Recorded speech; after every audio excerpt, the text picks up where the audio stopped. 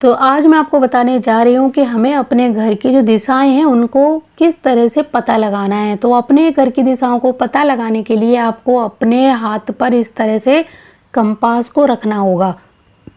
एक कंपास लीजिए, उसको अपनी हथेली पर रखिए और घर के बिल्कुल ब्रह्म स्थान में पहुँच जाइए।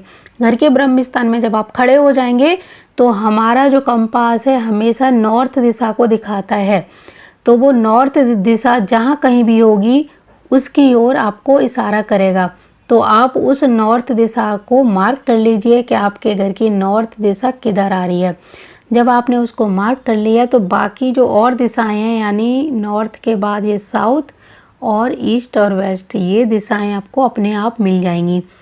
आप इन दिशाओं के बाद में इनके और बीच में जब जाएंगे तो यहाँ पर ईशान कोण, नैऋत्य कोण, वायव्य और आग्नेय कोण इस तरह आपको मिल जाएंगे।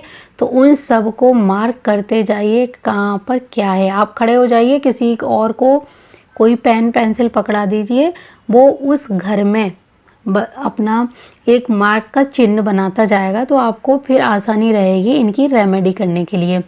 बहुत सारे लोग सूर्य को देखकर दिशा को मान लेते हैं कि इधर सूर्य निकला है तो इधर पूर्व होगा, लेकिन ऐसा बिल्कुल भी नहीं है। जब तक आप कंपास अपने हाथ पर सेट करके कंपास द्वारा दिशाएं पता नहीं लगाएंगे तब तक आप जान ही नहीं पाएंगे कि कौन सी दिशा कहाँ है। क्योंकि थोड़ी सी भी दिशा घूमी हुई होगी तो आपको रेमेडी करने में भी परेशानी होगी और गलत रेमेडी आप कर पाएंगे।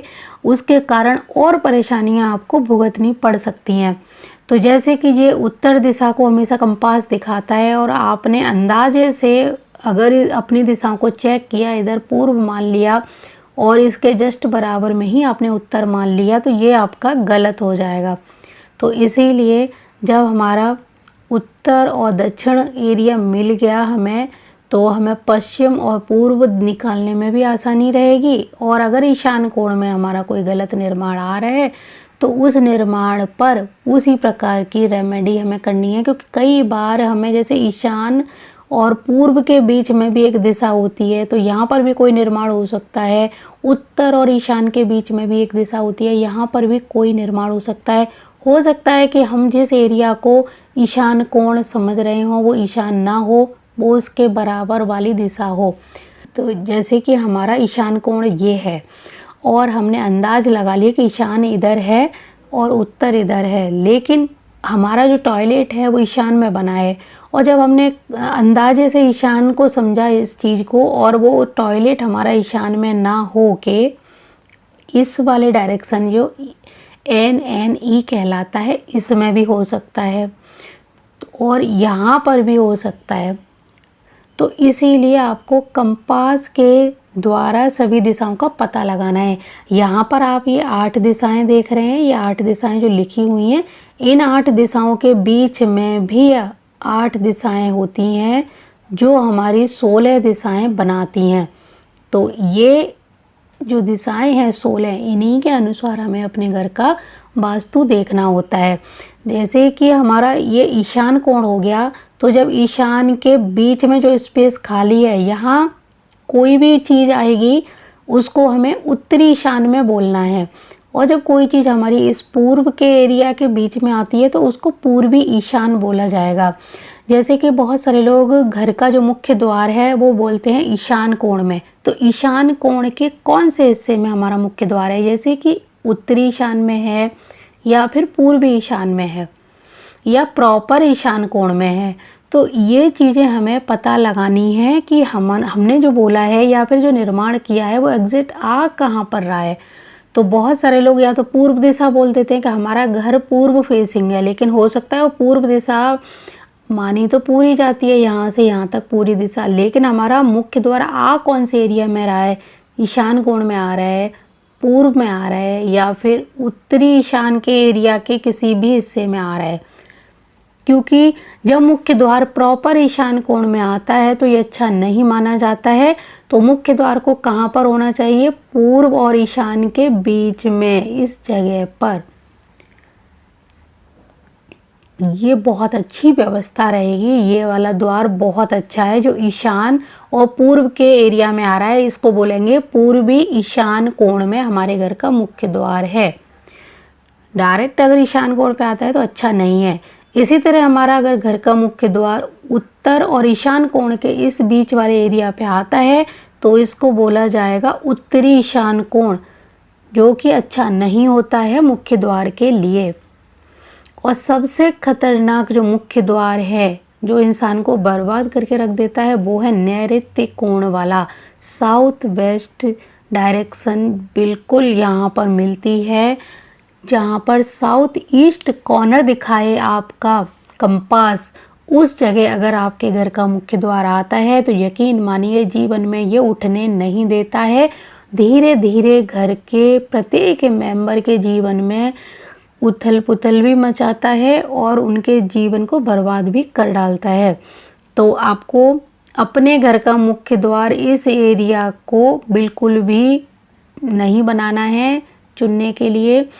अगर आपको चुनना भी पड़े तो आप पश्चिम का एरिया चुन सकते हैं और दक्षिण और आग्नेय के बीच में जो एरिया आता है यहाँ पर मुख्य द्वार बना सकते हैं।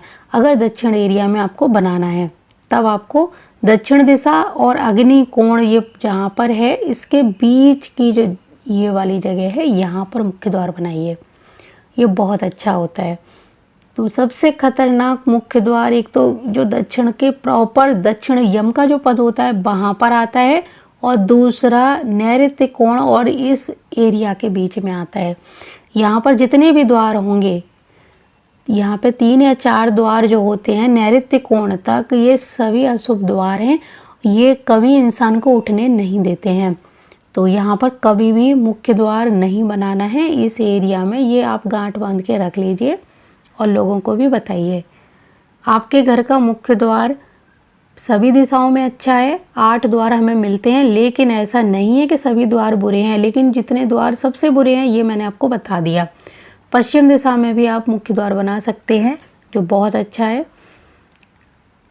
क्योंकि उत्तर दिशा तो सबसे शुभ मानी ही गई है, पूर्व दिशा भी अच्छी मानी गई है, लेकिन दक्षिण और पश्चिम को लेकर लोग थोड़ा सा डरते हैं। तो ऐसा बिल्कुल भी नहीं है कि ये दिशाएं बहुत बुरी हैं।